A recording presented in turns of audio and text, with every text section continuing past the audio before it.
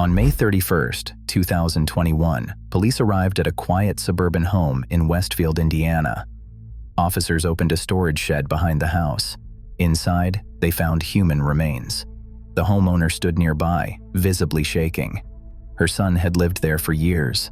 She had no idea what he had been doing in that shed. This is the story of how a mother discovered her son was a serial killer. Herb Baumeister was born in 1947 in Indianapolis, Indiana. He grew up in a middle-class family with 3 younger siblings. Neighbors described him as quiet, intelligent, but strange.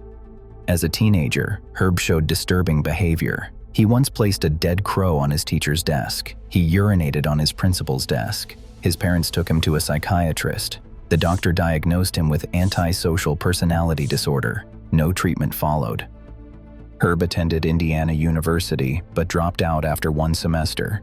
He worked odd jobs for years. In 1971, he married Juliana Baumeister. They had 3 children together. From the outside, they looked like a normal family. Juliana noticed troubling signs early on. Herb had violent mood swings. He lost jobs frequently. He struggled to hold conversations with others. Still, she stayed. In 1988, Herb opened a thrift store called Save-A-Lot. The business became successful. The family moved into a larger home in Westfield. The property sat on 18 acres of wooded land. They called it Fox Hollow Farm. The estate had a main house, a pool, and several outbuildings. Herb spent most of his time alone on the property. Juliana raised the children. She worked at the store. She rarely questioned what Herb did in his free time. By the early 1990s, gay men in Indianapolis began disappearing. The victims were all young, white, and last seen in the city's gay bars. Police opened missing persons cases. Families pleaded for answers, but no bodies were found. No clear pattern emerged. The cases grew cold. In 1994, a man named Tony Harris met Herb at a gay bar. Herb introduced himself as Brian Smart. He invited Tony back to his estate. Tony agreed. Once they arrived, Herb became aggressive. He tried to strangle Tony with a pool hose. Tony fought back and escaped. He went to the police. He gave them a detailed description of the house. He remembered the name Fox Hollow Farm. Police ran a background check on the property. It was owned by Herb Baumeister. Detectives wanted to search the estate, but they needed probable cause or consent. Juliana refused to let them on the property. She said she trusted her husband. Herb denied the allegations. He called Tony a liar. Without Juliana's permission, police could not get a warrant. The investigation stalled. Months passed. Juliana began to notice changes in Herb's behavior. He stayed out late several nights a week. He made frequent trips to the property alone. He became paranoid and erratic. The thrift store started losing money. Herb blamed Juliana. Their marriage deteriorated. In June 1995, Juliana filed for divorce. She moved out with the children. Herb stayed at Fox Hollow Farm alone.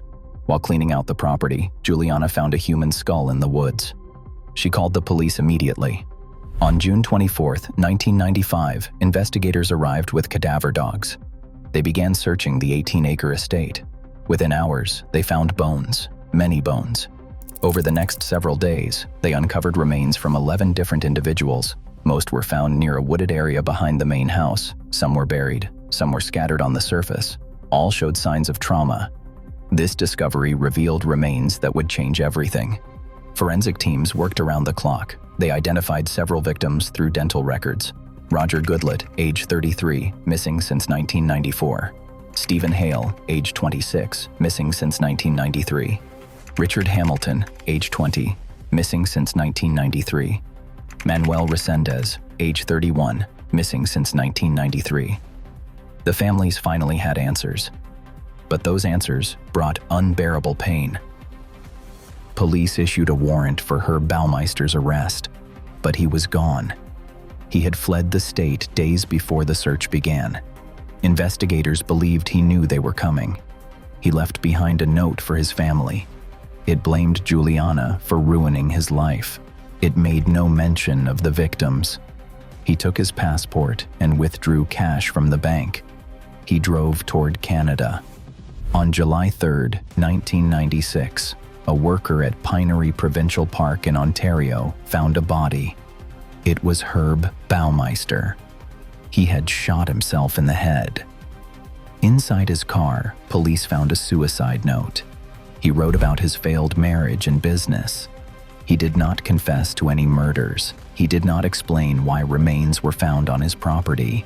He died without giving anyone closure. Detectives reviewed Herb Baumeister's travel records. They found he had visited gay bars in Ohio, Michigan, and Illinois. Missing persons cases in those states matched his timeline. Police believe he may have killed more than 25 men, but without a confession. The exact number remains unknown. Investigators closed the cases they could confirm, and the rest remained open. Juliana Baumeister cooperated fully with police. She gave interviews and turned over documents.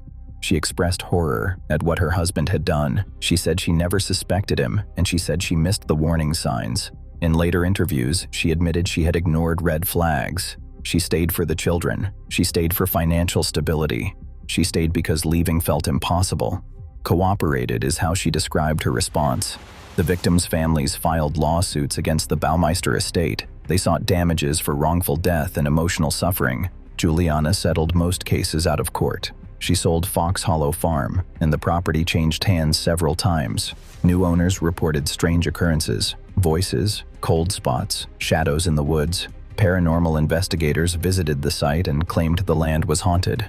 Whether true or not, the estate became infamous. Fox Hollow Farm remains one of the most disturbing crime scenes in Indiana history. 18 acres of land turned into a graveyard, a family home transformed into a hunting ground. Herb Baumeister used his wealth and privacy to hide his crimes for years. He killed men who were marginalized, men whose disappearances were not immediately investigated, men whose families were told to wait and hope. Graveyard is the word some survivors used. The case revealed failures in the system. Police knew Tony Harris had been attacked, and they knew where it happened, but they could not search without consent. Juliana's refusal delayed the investigation, and more men died in that time. This raises difficult questions. Could those deaths have been prevented? Should police have pushed harder for a warrant? Was Juliana complicit, or simply in denial? Failures in procedure are at the center of that debate. Experts who studied the case say Herb displayed classic signs of a serial killer. He had a troubled childhood. He lacked empathy. He compartmentalized his life. He targeted vulnerable victims, and he felt no remorse. His suicide note focused only on himself. It did not acknowledge the suffering he caused. It did not name his victims. It did not explain his actions. He chose to take his secrets to the grave. Compartmentalized describes how he lived. Juliana Baumeister has rarely spoken publicly since the case. She gave a few interviews in the late 1990s. She expressed guilt and confusion. She said she wished she had acted sooner, and she said she did not know the man she married. Her children changed their names and distanced themselves from the Baumeister legacy. They rebuilt their lives away from the media, and they have never spoken publicly about their father. Guilt and privacy shaped their choices. The victims are remembered by their families and friends. Roger Goodlett loved music and dancing. Stephen Hale was studying to become a nurse. Richard Hamilton was an artist. Manuel Resendez was a father. These men were more than names on a list. They had dreams, and they had people who loved them. They were taken too soon by someone who saw them as disposable. Remembered is how their families honor them. The Baumeister case is often compared to other serial killers who hid in plain sight. John Wayne Gacy was a community leader. Dennis Rader was a church president. The BTK killer, the Golden State Killer. These men had families and jobs, and they appeared normal. They used their respectability as a shield. Herb Baumeister fit that pattern.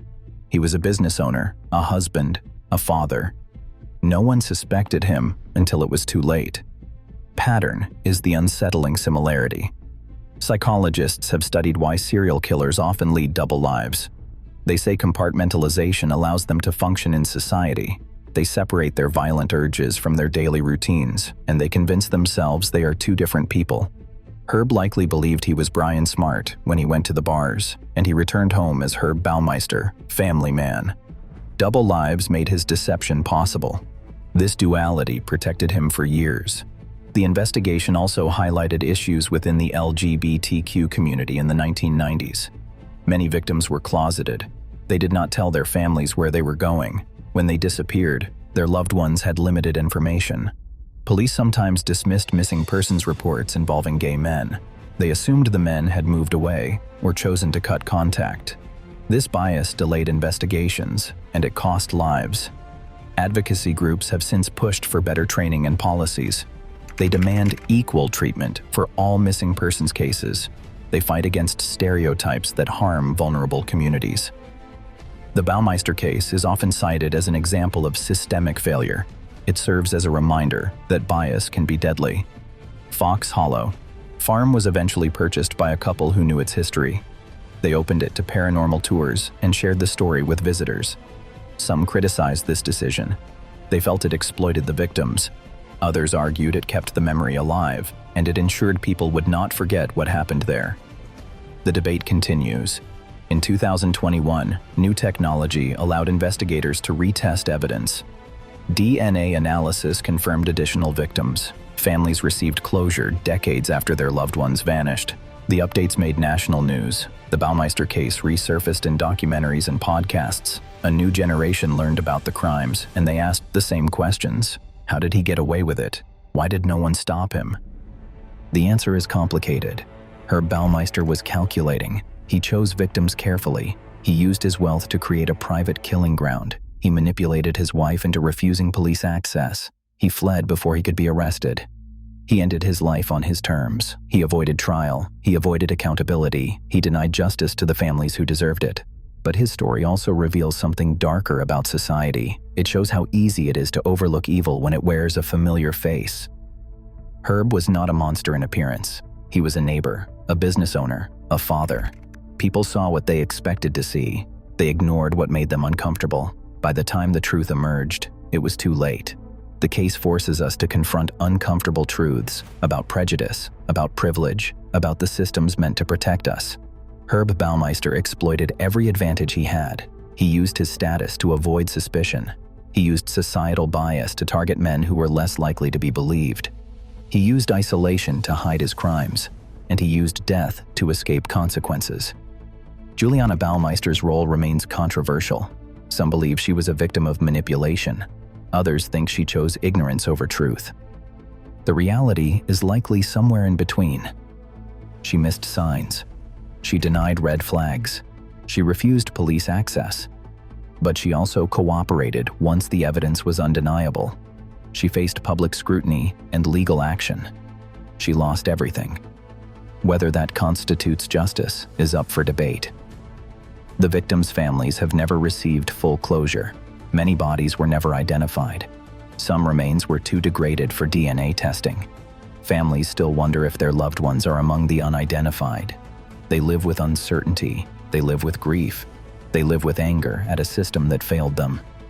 The Baumeister case is a reminder that evil does not always announce itself. It hides. It adapts. It thrives in silence. The men who died at Fox Hollow Farm deserved better. They deserved protection. They deserved investigation. They deserved justice. Instead, they became statistics, footnotes in a story about a man who refused to be held accountable. Today, Fox Hollow Farm stands as a monument to those failures. Visitors walk the grounds where men were murdered. They take photos. They search for ghosts. But the real horror is not supernatural.